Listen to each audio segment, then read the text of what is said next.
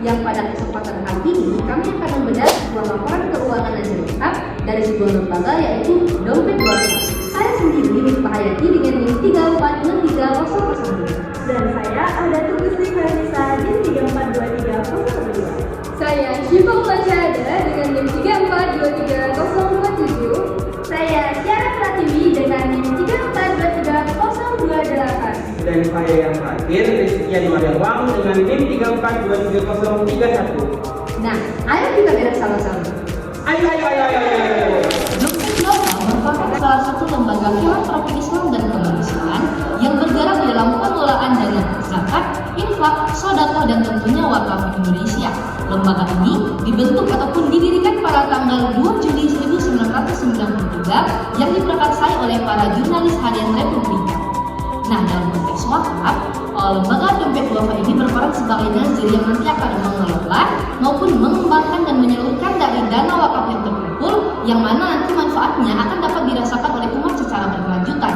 Nah, dari pemanfaatan dana wakaf yang telah dikelola oleh lembaga Dompet Wakaf ini diharapkan mampu memberikan kemaslahatan kepada umat Islam yang ada di Indonesia.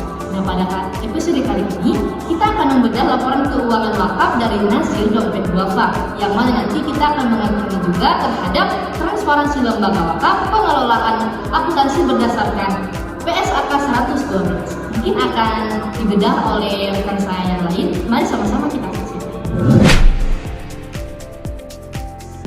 PSAK 112 merupakan standar akuntansi yang mengatur bagaimana pengelolaan serta pelaporan akuntansi wakaf di Indonesia. PSAK ini mengatur bagaimana wakaf di Indonesia ini dapat diakui, disajikan, dicatat, serta diungkapkan dalam laporan keuangan sehingga menjadi pengelolaan yang transparan dan terbuka. Hal ini penting karena wakaf merupakan amanah bagi masyarakat. Jadi, lembaga wakaf ini harus mampu menunjukkan bagaimana dana dan aset wakaf itu digunakan dan dikembangkan. Dalam laporan Dompet Wakaf sudah terlihat bahwa lembaga sudah menerapkan standar akuntansi syariah dan PSAK wakaf dalam laporan keuangannya. Ini menunjukkan bahwa keuangan wakaf lembaga Dompet Wakaf sudah dilakukan secara profesional.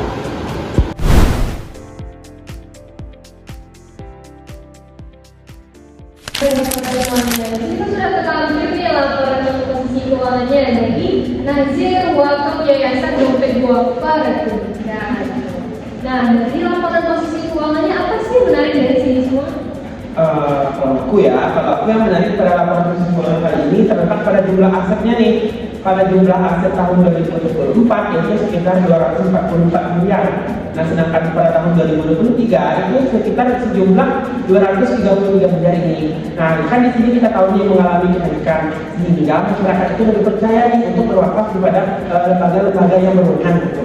Nah, dan kan sisi kan udah bilang tuh dia meningkat dari tahun 2023 ke tahun 2024 sehingga menjadi 244 miliar. Nah, untuk kita ketahui bersama nih, komponen dari aset si laporan keuangan Nazir Wakaf Dompet Wakaf ini terdiri dari beberapa komponen seperti kas, investasi, tanah, bangunan, kendaraan, dan aset-aset wakaf produktif lainnya. Yang mana kalau kita sesuaikan dengan PSAK 112, pengukurannya itu harus berdasarkan nilai wajarnya nih, atau nilai yang dapat diukur secara adil. Dia mungkin begitu. Berbeda kawan-kawan, menariknya lagi, Dompet Wakaf ini tidak hanya menyimpan aset wakaf itu, tapi juga dikelola ini menjadi wakaf produktif. Misalnya ini seperti ruko UMKM, terus rumah baca, dan masih banyak lagi lah pokoknya.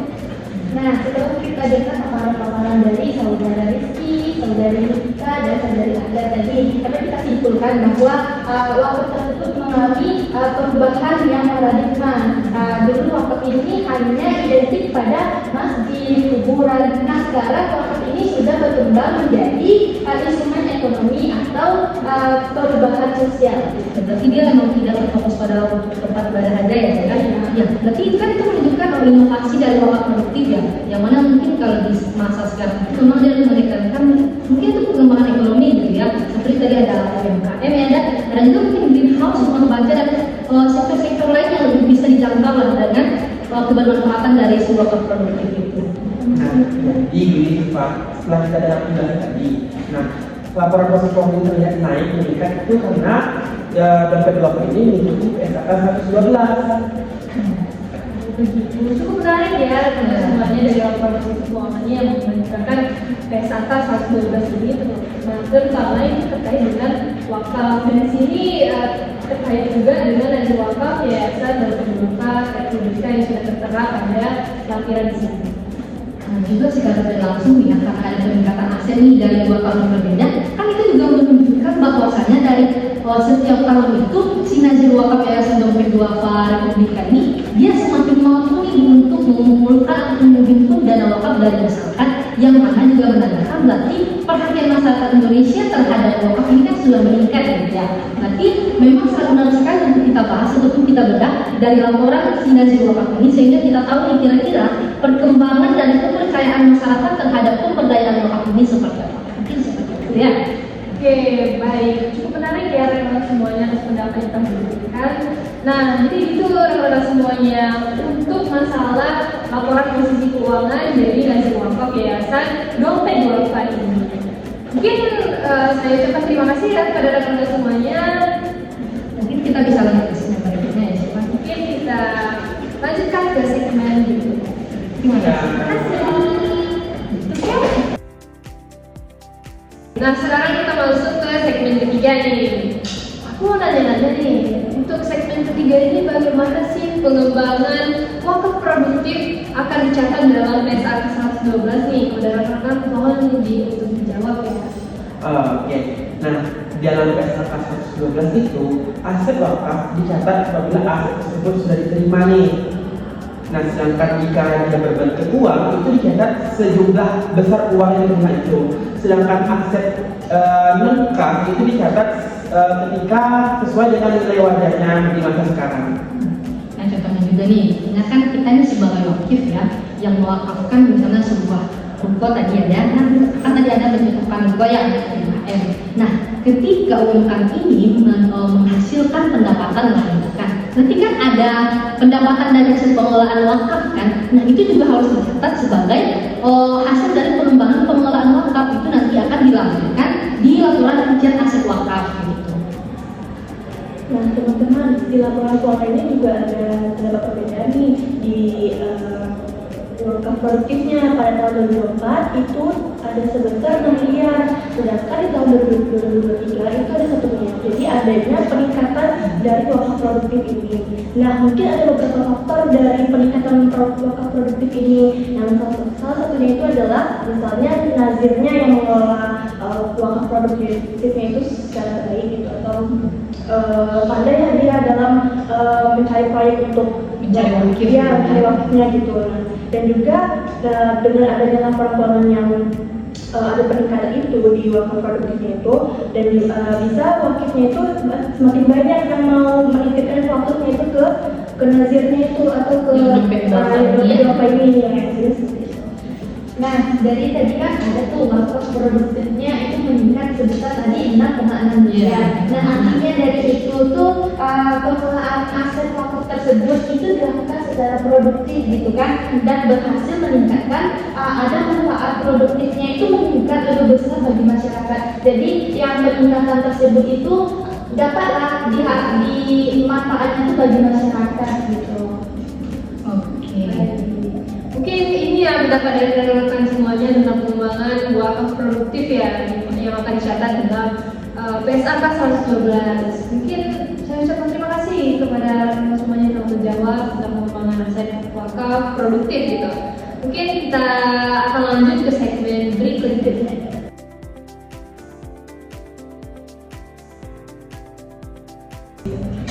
Baik, rekan-rekan semuanya, mungkin kita lanjut aja ke segmen berikutnya ya ini.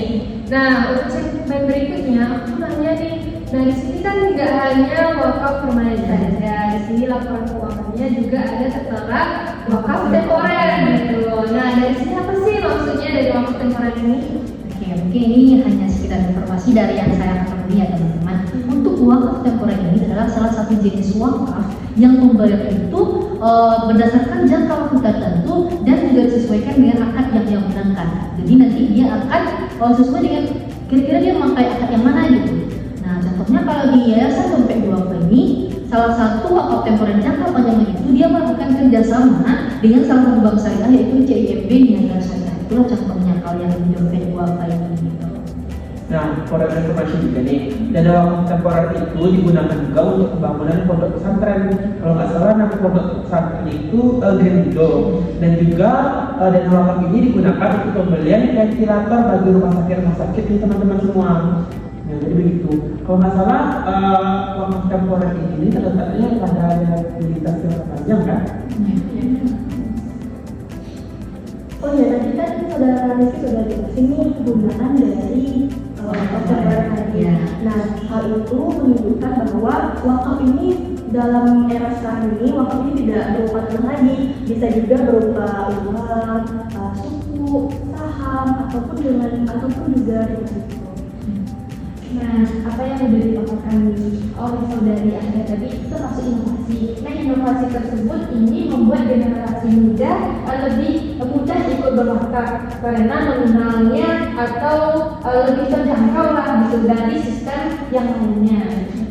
Oke, kalau kita telisik juga ya untuk wakaf temporer ini sebenarnya dia emang lebih menyesuaikan dengan zaman lah ya. Terutama mungkin kita ini yang Gen Z ini kan kalau dengan adanya wakaf temporer ini yang lebih berinovasi seperti yang kalian bilang tadi, ya tentunya kita masih berkata bahwa menjadi salah satu wakif gitu kan. Wah, bagus sih dompet duafa sudah menyediakan ataupun mungkin sudah menjangkau lah ke level wakaf temporer tadi. Terima kasih ya rekan-rekan semuanya. Nah, ini untuk pengertian atau terkait dengan wakaf temporer yang sudah dijelaskan sama teman-teman semuanya. Nah, ini mungkin terima kasih atas jawaban yang telah diberikan dari teman-teman semuanya. Mungkin saya ucapkan mohon maaf dan mungkin kita akan lanjut ke segmen berikutnya.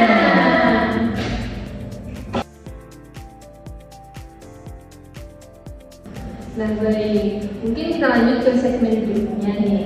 Nah, laporan keuangan itu kan menunjukkan tinggi transparansi, profesionalisme, serta ada kepercayaan publik di sana gitu. Karena itulah maka dibuat laporan keuangan. Nah, jadi di sini mungkin saya ingin bertanya di segmen ini. Nah, bagaimana sih hubungan laporan keuangan dengan kepercayaan masyarakat publik gitu? Mungkin saya ingin menanyakan pendapat teman-teman semuanya. Tentunya hubungan laporan keuangan dan dengan pendapat masyarakat publik itu sangat berhubungan tentunya. Dalam laporan tahunan dompet duafa itu terkandung ada beberapa aspek nih, yaitu akuntabilitas dan transparansi. Itu menjadi bentuk pertanggungjawaban bagi dompet duafa. Nah, makanya itu setiap tahunnya diperlukan audit dalam laporan keuangan dompet duafa tentunya. Betul sekali. Nah, ketika masyarakat melihat nih laporan keuangan yang disajikan itu transparan, terperinci, auditnya juga jelas, nah dari situ mereka akan percaya nih dan mereka akan otomatis terdorong karena dengan adanya laporan keuangan yang mumpuni ataupun yang bagus lah gitu kan, masyarakat awam bisa memahami ataupun mungkin dari kalangan kita sebagai mahasiswa bisa memahami. Nah, itu secara tidak langsung dan secara otomatis juga meningkatkan kepercayaan kita sebagai masyarakat kepada pengelola ataupun nazir si dompet duafa ini gitu. Nah, itu teman-teman betapa pentingnya PSAK 112 ini di dalam penyusunan laporan keuangan. Nah, selain itu ada standar ini juga membuat lembaga wakaf itu tidak hanya fokus dengan kegiatan sosial, tapi juga adanya tata kelola dari penyusunan laporan keuangan itu dengan baik dan juga laporan itu bisa dipertanggungjawabkan seperti itu. Nah, betul sekali teman-teman. Nah, selain itu ada juga nih dompet duafa ini juga terus meningkatkan profesionalisme hazirnya melalui pelatihan, sertifikasi atau sertifikasi pengelolaan wakafnya gitu. Jadi emang betul-betul profesional ya. Ya, jadi nazarnya itu bisa dapat dipercaya lah bagi masyarakat dalam mengelola wakaf tersebut. Gitu. Oke, menarik juga nih rekan-rekan semuanya. Mungkin laporan keuangan ini dibuat memang betul-betul untuk menjadikan transparansi, profesionalisme serta membangun kepercayaan publik gitu kan. Nah, baik, mungkin jawaban dari rekan-rekan semuanya itu membuat itu sudah jelas gitu. Mungkin kita akan lanjutkan ke segmen berikutnya. Saya ucapkan sebelumnya terima kasih pada penontonnya untuk segmen kali ini. Dan mungkin kita lanjut saja ke segmen berikutnya.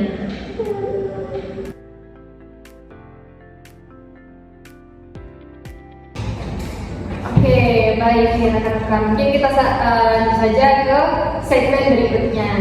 Mungkin pada segmen kali ini aku mau bertanya nih. Nah, sekarang kan wakaf itu sudah berkembang dengan besar.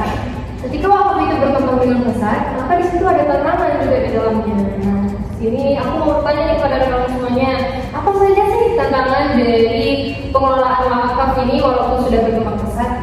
Oke, aku mau coba jawab dulu ya. Nah, sejauh yang saya ketahui nih, untuk tantangan dari untuk wakaf produktif ini, baik itu wakaf permanen dan temporer, salah satu itu yang memang kita selalu di jalan ini kurangnya literasi masyarakat. Jadi masih banyak dari lapisan masyarakat itu yang belum tahu dengan sebenarnya bagaimana sih mekanisme untuk penyaluran, penyimpanan maupun pengelolaan dari wakaf itu sendiri. Contoh mungkin mohon maaf ya untuk masyarakat awam golongan bawah itu. Mungkin karena mereka memiliki niat nih untuk menyalurkan wakafnya itu kan dari tangannya, tapi mereka ada kendala gimana ya disalurkan kepada siapa ya. Nah itu pemahaman masyarakat tentang wakaf ini belum terlalu cukup lah gitu, sehingga masih banyak dari masyarakat itu yang menganggap bahwasanya untuk wakaf ini hanya terbatas pada untuk penggunaan tempat ibadah seperti mungkin tempat pemakaman, masjid, musola, ataupun mungkin asrama-asrama pondok gitu kan. Padahal sebenarnya masih banyak cakupan dari pemberdayaan si wakaf ini. Mungkin tadi dijelaskan juga oleh ada nanti ada greenhouse, bawa UMKM, ventilator rumah sakit, untuk pesantren juga ada. Sebenarnya kan banyak cakupannya gitu loh. Nah mungkin adalah peran beberapa pihak-pihak yang berwenang itu dalam memberikan pemahaman kepada masyarakat berupa penyuluhan mungkin ataupun sosialisasi kepada masyarakat sehingga pemberdayaan wakaf ini dapat dilanjutkan secara terus-menerus gitu. Jadi memang coba kita pikirkan teman-teman gitu. Mungkin bagi kita lah umat muslim gitu kan, pasti kita banyak yang merasa mungkin udahlah cukup zakat aja gitu. Apa wakaf saya belum mampu. Padahal ya teman-teman, wakaf ini tidak sekarang itu kan sudah lebih fleksibel ya, sudah ada inovasi kan mungkin. Nah harusnya kan kita tidak terbatas pada zakat dan sholawat saja. Nah dengan adanya wakaf ini dia kan berlanjut loh, manfaatnya itu tidak hanya dirasakan oleh satu generasi. 7 turunan kadang bisa merasakan manfaat dari wakaf yang kita berikan. Misalnya tanah, asrama ataupun sekolah-sekolah yang dari rekan wakaf tadi kan berlanjut kan dari tahun ke tahun, tidak hanya berhenti di 1-2 tahun saja kan. Jadi memang mungkin kita perlulah adakan sosialisasi dari pihak-pihak tertentu yang memang memiliki wewenang di situ. Jadi selain yang dijelaskan tadi, pengelolaan wakaf produktif itu tentunya membutuhkan sumber daya manusia yang sangat-sangat terlatih hari ini dan sistem manajemen yang kuat. Nah seperti yang disampaikan sudah Tiara tadi, dengan Nazir melakukan sertifikasi, pelatihan dan lain-lain tentunya. Itu sih kalau untuk sumber daya manusianya. Nah, ada juga nih tantangannya, yaitu tantangan kayak wakaf lingkungan gitu. Karena masyarakat ini masih banyak yang belum memahami tentang wakaf lingkungan ini. Kayak kalau mau diajak wakaf membangun hutan atau mengelola hutan gitu kan, ataupun wakaf panen surya. Banyak juga bingung, masyarakat ini bingung pahala itu kayak gimana gitu kan. Kalau wakaf selanjutnya udah tahu mereka kan pahalanya gimana. Terus juga manfaat itu juga langsung bisa dipakai, kelihatan dari kalau masjid. Nah, makanya masyarakat itu tahunya wakaf masjid itu wakaf kayak kuburan dan pesantren gitu. Nah, itu tantangannya. Mungkin seperti itu. Nah, tadi sama-sama kita dengar dari tantangannya, jadi kan sudah dengar banyak tantangan yang dihadapinya dalam mengelola wakaf tersebut gitu kan. Nah, karena itu Dompet Duara ini melakukan strategi dalam tantangan tersebut seperti edukasi digital, pengembangan instrumen wakaf modern, peningkatan kapasitas nazir dan optimalisasi teknologi digital agar perhimpunan wakaf tersebut lebih efektif dijalankan gitu.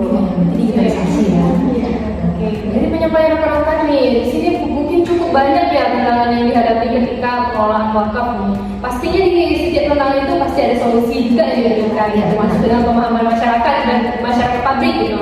Pasti ada juga solusi yang bisa diberikan kepada masyarakat tersebut. Mungkin penyampaian dari rekan-rekan mungkin sudah cukup jelas. Saya ucapkan juga terima kasih pada rekan-rekan semuanya. Semoga dari penyampaian rekan-rekan bisa dipahami gitu. Nah, untuk segmen kali ini saya mengucapkan terima kasih banyak dan mohon maaf, dan saya ucapkan terima kasih. Baik, mungkin itu tadi ya penjelasan dari rekan-rekan semuanya terkait dengan pengelolaan wakaf nih. Nah, mungkin penjelasan semuanya sudah cukup jelas dan bisa disimpulkan ya rekan-rekan semuanya bahwasannya pengelolaan wakaf ini menggunakan PSAK 112 gitu. PSAK 112 ini merupakan hal yang sangat penting juga ya rekan-rekan semuanya terkait dengan laporan keuangan dan gitu. Laporan keuangan juga ini pasti menciptakan transparansi dan profesionalisme dalam pengelolaan wakaf, termasuk dari dikaitkan dengan PSAK 112 ini. Mungkin bisa dilanjutkan? Ya benar sekali. Kita tadi kan Siva menyinggung PSAK 112 ya. Mungkin dari segi sapi kita juga sudah mengungkit ya. Memang kalau di wakaf ini kita fokusnya ataupun acuannya itu PSAK 112. Nah, laporan keuangan dari laporan wakaf nazir si Yayasan Dompet Duafa ini memang sudah menunjukkan sisi transparannya, modernnya, akuntabelnya, dan juga sudah produktif. Malahan tadi tidak wakaf permanen aja, tapi juga wakaf temporer kan. Nah, dengan dihasilkannya laporan keuangan yang andal ataupun dapat dipercaya ini, otomatis ini akan meningkatkan kepercayaan kita sebagai masyarakat awam sehingga lebih termotivasi untuk menyerahkan aset wakaf kita sehingga dapat dikelola oleh nazir-nazir profesional tadi, yang mana juga sudah mungkin pertanggungjawabannya yang berupa laporan keuangan, jika memang sudah bisa kita percaya dari laporan keuangan yang ada. Nah, dan juga pengelola produktif dari Dompet Duafa ini juga terbukti nih mampu memberikan manfaat besar bagi perekonomian, pendidikan, kesehatan maupun kesejahteraan masyarakat. Berbagai aspek ya. Iya. Nah, selain sebagai sarana ibadah, wakaf juga dapat menjadi instrumen pembangunan sosial dan ekonomi yang berkelanjutan. Kita membantu negara juga secara langsung ya. Kita juga membantu menyetarakan mungkin dari segi pendapatan ataupun kemakmuran masyarakat kita. Mungkin dari tadi UMKM ya. Oke, saya setuju. Bukan cuma ibadah saja. Nggak hanya pahala yang kita dapat, kita bantu orang juga gitu kan. Di sini kemanusiaan kita juga dapat gitu dari wakaf produktif ini. Gitu. Tentunya dan semua itu memerlukan pengelolaan yang profesional teman-teman, seperti pelatihan nazir dengan memberikan sertifikasi tadi, dan juga dengan transparansi dengan laporan keuangan Dompet Duafa ini diaudit setiap tahunnya, dan juga pengelolaan wakaf ini harus sesuai aturannya dengan akuntansi syariah. Nah, akuntansi syariah ini kan sesuai dengan jurusan kita nih. Ada kuliah tentang pengelolaan wakaf ini, tentunya terdapat di mata kuliah akuntansi syariah wakaf. Makanya teman-teman yang tertarik nih dengan pengelolaan wakaf, jangan lupa daftar di program studi akuntansi syariah ya. Nanti kita akan mengkaji lebih dalam nih terkait dengan zakat dan juga wakaf ini. Baik, mungkin terima kasih ya kepada rekan-rekan semuanya yang telah menjelaskan dari wakaf ini apa yang terkait dengan PSAK 112 ini. Dan untuk teman-teman, sudah saya ucapkan juga terima kasih banyak telah menonton podcast Biwa atau Bincang Wakaf, dan sampai jumpa di episode berikutnya. Terima kasih.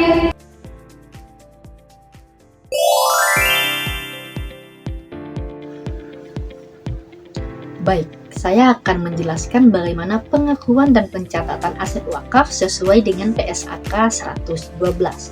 Nah, dalam PSAK 112 itu dijelaskan bahwa aset wakaf dapat diakui ketika nazir telah menerima pengalihan aset wakaf dari wakif atau pihak yang memberikan aset wakaf tadi. Nah, untuk aset wakaf ini sendiri, dia bisa berupa uang maupun non-uang seperti tentu saja tanah, bangunan, gedung, kendaraan, dan aset-aset wakaf lainnya yang memang memiliki manfaat jangka panjang. Ketika nazir menerima aset wakaf dari si wakif, dia memang harus langsung mencatatnya karena nanti akan berguna dalam pengelolaan yang transparan kepada masyarakat. Jadi dalam laporan keuangannya ini secara tidak langsung akan menunjukkan bagaimana nih pengelolaan dari si nazir ini terhadap aset wakaf yang telah disalurkan oleh si wakif. Kalau kita lihat di laporan rincian aset wakaf Yayasan Dompet Duafa tahun 2024, untuk asetnya itu sebenarnya sudah sangat beragam ya, mulai dari kas dan setara kas, deposit berjangka, gedung, kendaraan, investasi, bangunan dalam penyelesaian, dan aset lainnya. Untuk tanah sendiri nilai tercatat itu sebesar 1 miliar, sedangkan untuk gedung dia sudah mencapai 122 miliar, kendaraan mencapai 2,2 miliar, sedangkan untuk investasi sudah di angka 24,7 miliar. Hal ini tentu saja menunjukkan bahwasanya nazir Yayasan Dompet Duafa telah melakukan pencatatan sesuai dengan PSAK 112. Nah, kalau kita lihat lagi nih dalam PSAK 112, untuk pencatatannya itu aset wakaf ini akan disebut sebagai aset neto wakaf permanen. Kenapa disebut sebagai wakaf permanen? Karena sifat dari aset wakaf yang telah disalurkan ataupun diberikan oleh si wakif ini, dia tidak boleh dijual, tidak boleh diwariskan ataupun dikembalikan kepada si wakif. Dia memang harus terus dijaga kebermanfaatannya sehingga dapat dipergunakan secara terus-menerus untuk kepentingan umat masyarakat. Oke, kalau kita contohkan nih bagaimana cara pencatatannya. Misalnya, untuk pencatatan aset wakaf berupa kas, maka jurnalnya adalah kas di debit sebesar misalnya nominalnya itu adalah 100 juta dan aset neto wakaf permanen di kredit sebesar 100 juta. Ketika yang diterima adalah non uang, misalnya tanah, maka tanah pada debit sebesar 100 juta dan aset neto wakaf permanen di kredit juga sebesar 100 juta. Mungkin itu ya untuk gambaran singkat pencatatan dari aset wakaf ini. Dia memang diakui sebagai aset neto wakaf permanen karena tadi dia sifatnya memang harus terus dimanfaatkan, tidak boleh dijual ataupun mungkin diwariskan gitu. Kalau kita lihat dari laporan aktivitasnya nih, penerimaan dari wakaf permanen ini berasal dari kas yang mencapai 14,3 miliar dan berasal juga dari aset sebesar 3,3 miliar. Nah, dari situ saja kita dapat menyimpulkan bahwasannya nazir dari Yayasan Dompet Duafa ini telah menyajikan laporan keuangan terutama untuk pencatatan aset wakaf yang sudah sesuai dengan PSAK 112. Memang kalau kita berpatokan kepada standar yang ada ataupun PSAK 112 ini akan menghasilkan informasi yang jelas terkait dengan aset wakaf tadi dan juga masyarakat nanti juga bisa melihat secara transparan bagaimana pengelolaannya yang mana sudah disajikan di laporan keuangan terutama untuk pengelolaan asetnya bagaimana. Mungkin itu saja dari saya. Terima kasih. Assalamualaikum, perkenalkan nama saya Ahdatul Gusti Khairnisa, NIM 3423012. Di sini saya akan menjelaskan bagaimana perlakuan akuntansi wakaf temporer berdasarkan PSAK 112. Yuk simak dulu. Nah teman-teman, dalam praktik wakaf itu terbagi menjadi dua jenis. Yang pertama wakaf permanen dan yang kedua ada wakaf temporer. Nah, kalau wakaf permanen itu adalah wakaf yang diberikan selamanya dan tidak boleh dikembalikan lagi kepada wakif. Nah, sedangkan wakaf temporer itu adalah wakaf yang hanya diberikan dalam jangka waktu tertentu sehingga nantinya harus dikembalikan lagi kepada wakif sesuai akad yang telah disepakati. Nah, karena wakaf temporer itu harus dikembalikan lagi kepada wakif, maka PSAK 112 itu mengatur bahwa wakaf temporer itu tidak dicatat sebagai aset neto, tetapi dicatat sebagai liabilitas atau kewajiban. Nah, kenapa dicatat sebagai liabilitas? Karena adanya kewajiban untuk mengembalikan dana tersebut di masa depan. Nah, teman-teman bisa lihat nih laporan keuangan nazir Yayasan Dompet Duafa pada tahun 2024. Nah, di situ ada akun wakaf temporer jangka panjang sebesar 23,7 miliar ya. Nah, dari pencatatan ini menunjukkan bahwa nazir itu telah memisahkan nih wakaf permanen dan wakaf temporer sesuai dengan PSAK 112. Nah, ketika kita menerima wakaf temporer berupa uang, itu bagaimana jurnalnya? Nah, jurnalnya itu di debit ada akun kas dan di kredit ada liabilitas wakaf temporer. Nah, pencatatan ini dilakukan karena dana tersebut bukan sepenuhnya milik nazir dan nantinya itu harus dikembalikan ke wakif. Nah, selanjutnya jika masa wakafnya itu telah selesai dan dananya sudah dikembalikan kepada wakif, bagaimana jurnalnya? Jurnalnya di debit itu ada liabilitas wakaf temporer dan di kreditnya ada akun kas. Nah, teman-teman, tadi kita sudah membahas nih perlakuan akuntansi wakaf temporer pada laporan keuangan Nazir Yayasan Dompet Duafa pada tahun 2024 ya. Nah, jadi teman-teman, perlakuan akuntansi ini sangat penting dilakukan agar laporan keuangan itu tidak menunjukkan seolah-olah seluruh dana wakaf itu menjadi hak penuh Nazir. Nah, selain itu, pencatatan wakaf temporer sebagai liabilitas itu juga membantu meningkatkan transparansi dan kepercayaan masyarakat terhadap pengelolaan wakaf. Oke teman-teman, itu saja pembahasan kita pada kali ini. Sampai jumpa di sesi berikutnya. Assalamualaikum warahmatullahi wabarakatuh. Saya Syufa Masyada dengan NIM 3423027. Pada kesempatan kali ini saya akan membahas mengenai pengembangan aset wakaf serta pencatatan hasil wakaf berdasarkan PSAK 112.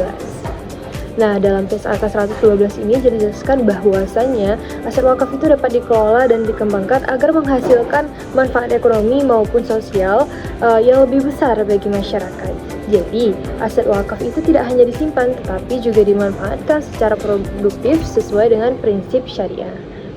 Nah, pengembangan aset wakaf ini dapat dilakukan melalui investasi, penyewaan aset, pengelolaan usaha produktif, maupun kerjasama bisnis yang sesuai dengan syariah.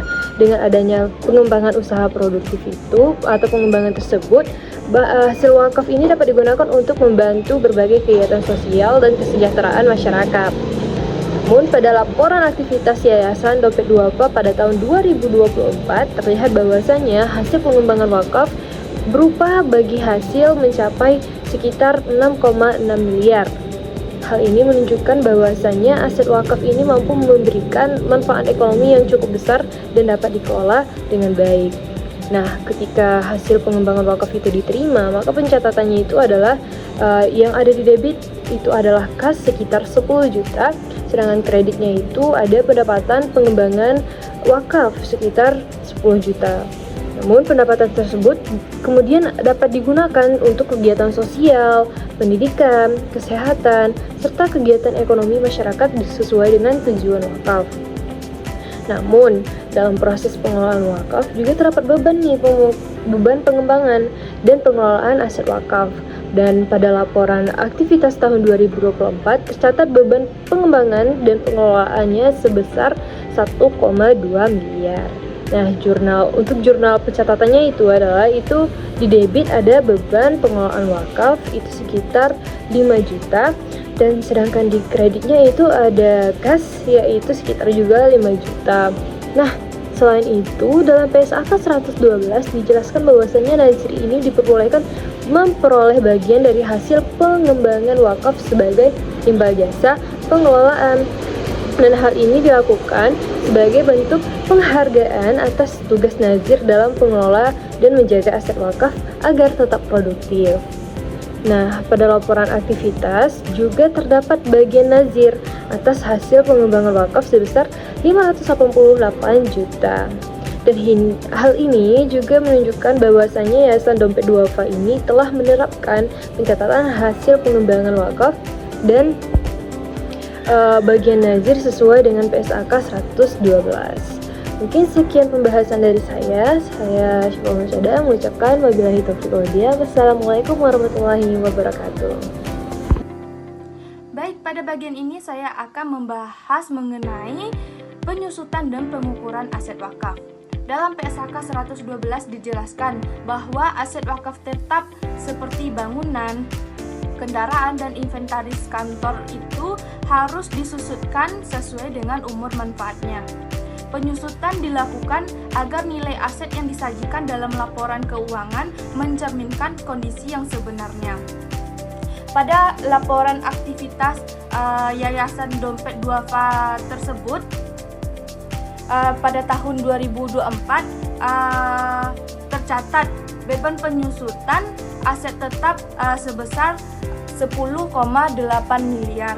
Sedangkan pada laporan posisi keuangannya juga terdapat akumulasi penyusutan sebesar 77 miliar.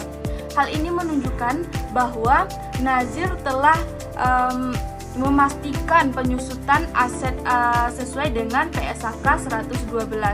Nah, bisa kita lihat contoh jurnal penyusutan yang yaitu ada beban penyusutan. Misalnya kita misalkan saja penyusutannya sekitar 5 juta di bagian debitnya dan akumulasi penyusutan 5 juta di bagian kredit. Sesuai PSAK atau selain penyusutan, PSAK 112 juga mengatur bahwa aset wakaf harus dilakukan pengukuran ulang apabila terjadi penurunan nilai. Mungkin dari saya sekian. Terima kasih.